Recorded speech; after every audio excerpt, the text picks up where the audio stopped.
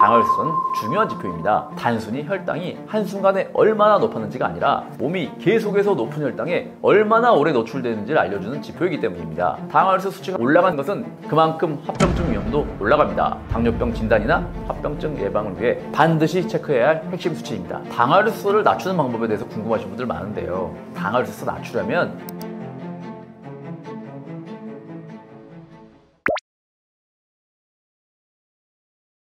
당화혈색소란 혈액 속에 있는 포도당이 적혈구 안에 혈색소와 결합한 상태를 말합니다. 이 수치는 최근 2개월에서 3개월 동안 평균 혈당이 어느 정도였는지를 반영해주는 지표입니다. 일반 혈당 수치는 특정 시점, 예를 들어서 공복이나 식후 1시간, 2시간 혈당처럼 짧은 시간 동안 혈당 수치를 보여줍니다. 반면에 당화혈색소는 매일같이 오르내리는 혈당의 전반적인 경향을 평균 내서 보여주는 수치입니다. 예를 들어서 하루 중에 혈당이 낮은 시간도 있고 갑자기 치솟는 시간이 있을 수 있지만 그 모든 패턴이 반영되어 3개월간의 평균 상태를 나타내는 것이기 때문에 당화혈색소는 중요한 지표입니다. 이 수치가 특히 중요한 이유는 단순히 혈당이 한순간에 얼마나 높았는지가 아니라 몸이 계속해서 높은 혈당에 얼마나 오래 노출되는지를 알려주는 지표이기 때문입니다. 당화혈색 수치가 높다는 것은 혈관이 높은 혈당에 지속적으로 자극을 받아왔다는 뜻이고 그만큼 합병증 위험도 올라갑니다. 또한 혈당 측정기는 매번 측정하기가 번거롭거나 들쭉날쭉한 수치 때문에 정확한 경향을 파악하기 어려울 수 있는데 당화혈색소는 그런 일시적인 변동의 영향을 적게 받기 때문에 당뇨병 진단이나 치료 경과를 평가할 때 매우 중요한 기준으로 사용되고 있습니다. 정리하자면 당화혈색소는 최근 2개월에서 3개월간의 평균 혈당을 반영해주는 지표이고 한순간의 혈당 수치와는 달리 장기적인 혈당 관리 상태를 보여주기 때문에 당뇨병 진단이나 합병증 예방을 위해 반드시 체크해야 할 핵심 수치입니다.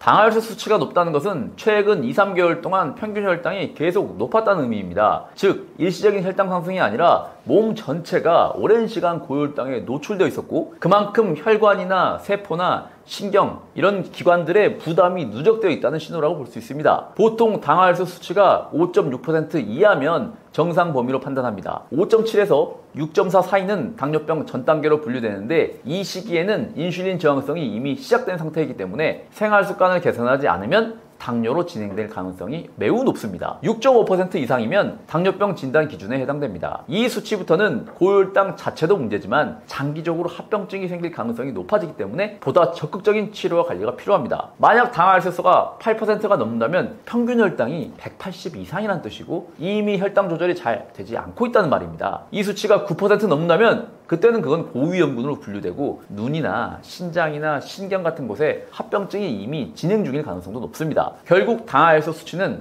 단순한 수치가 아니라 혈당이 우리 몸에 얼마나 오랫동안 영향을 주었는지를 보여주는 중요한 건강 신호입니다. 그래서 당뇨병 관리에 순간혈당보다 오히려 당화혈색소를 더 중요한 기준으로 보고 있습니다. 보통 혈당은 멀쩡한데 당화혈색소가 높아서 고민 중이신 분들이 계시는데요. 보통 병원에서는 공복혈당만 측정하는 경우가 많기 때문에 공복혈당이 정상이면 혈당은 괜찮다 생각하시는 분들 진짜 많습니다. 하지만 실제로 공복혈당은 그리 높지 않은데 당화혈색소가 높게 나온 경우도 많아요. 이런 경우는 대부분 식후 혈당이 잘 조절되지 않아서 그렇습니다. 식후에 혈당이 갑자기 오르거나 올라간 상태가 오래 유지되면 전체적인 평균 혈당이 높아지고 이게 당화혈색소 수치에 반영됩니다. 그런데 대부분 식후 혈당은 따로 측정하지 않기 때문에 본인은 혈당이 괜찮다고 생각하지만 실제로는 식후 고혈당 상태가 자주 반복되고 있었던 거죠. 그래서 평소 혈당은 낮은데 당화혈색소가 높다는 말은 실제로는 공복혈당은 정상이지만 식후 혈당이 조절되지 않아 혈당이 높은 상태로 머무는 시간이 많다는 뜻일 수 있습니다. 특히 당뇨 전 단계나 초기 당뇨에서는 이런 패턴이 흔하게 나타납니다. 그래서 공복혈당만 가지고 정확한 판단이 어렵고 당화혈색소를 꼭 함께 봐야 현재 혈당 상태를 제대로 파악할 수 있습니다.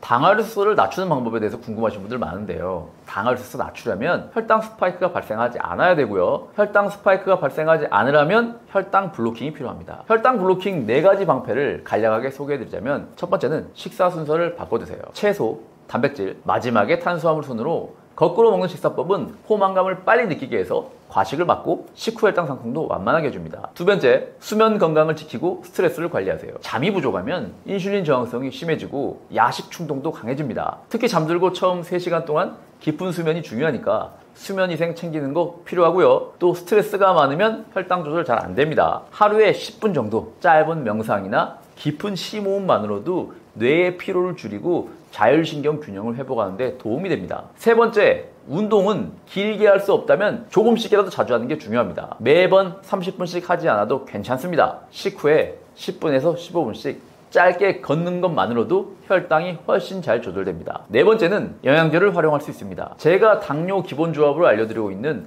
마그네슘, 비타민 B, 바나바는 혈당 조절에 도움이 되는 성분이고 자신의 혈당 상태에 맞게 다양한 영양소들을 조합하면 당화혈색소 개선에 도움이 될 수 있습니다.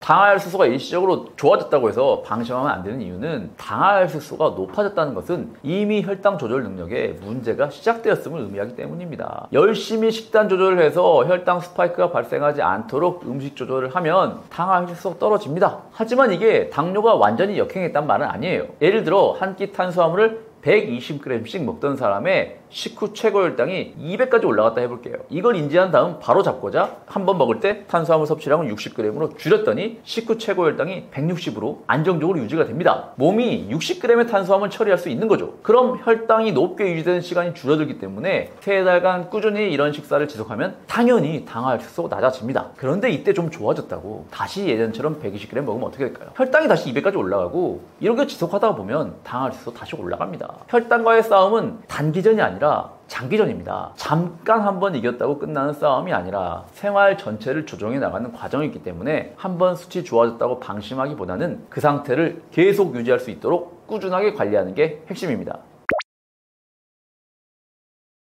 칼로리보다 혈당을 먼저 잡아야 합니다. 당뇨 환자가 아니시더라도 미리미리 준비해서 나쁠 건 없습니다. 저는 지난 6년 동안 유튜브를 통해 현직 약사로서 가장 쉽고 검증된 방법으로 작은 변화부터 실천해도 확실하게 효과를 낼 수 있는 방법들을 전달해 왔습니다. 그 핵심 노하우를 모아 한 권의 책으로 만들었는데요. 그게 오징어 약사의 혈당 블로킹입니다. 저는 혈당 스파이크를 막는 4가지 방패를 혈당 블로킹이라고 이름 붙였는데요. 혈당 관리는 딱 4가지만 기억하시면 됩니다. 식습관, 운동, 수면, 영양제. 이 4가지에 대한 핵심 정보를 이 책에 자세하게 담았습니다. 제가 당뇨 전 단계에서 약 없이 정상인이 되었기 때문에 어떤 목표를 세워야 할지, 그리고 그 목표를 어떻게 달성할지, 그리고 3달 후 어떻게 변했는지도 여러분들 스스로 확인할 수 있는 그 도구들 역시 이 책에 자세하게 제가 적어놨습니다. 그게 바로 이 혈당 펜타곤이라는 도구인데요. 이 혈당 펜타곤을 활용해서 여러분들이 지금 어떤 상태에 있으시고 그 상태를 어떻게 바꿀 수 있는지 구체적인 팁을 책에 다 담아놨습니다. 학자가 쓴 지루한 이론서가 아니라 현장에서 수많은 사람들을 교정시켜드리고 또 제 자신을 직접 건강하게 만든 방법들로 실전 지식의 엑기스만 모았습니다. 여러분들의 건강 여정에 제가 든든한 동반자가 되겠습니다. 고정 댓글을 확인하시면 오징어 약사 혈당 블로킹에 대해서 자세히 확인할 수 있으실 겁니다.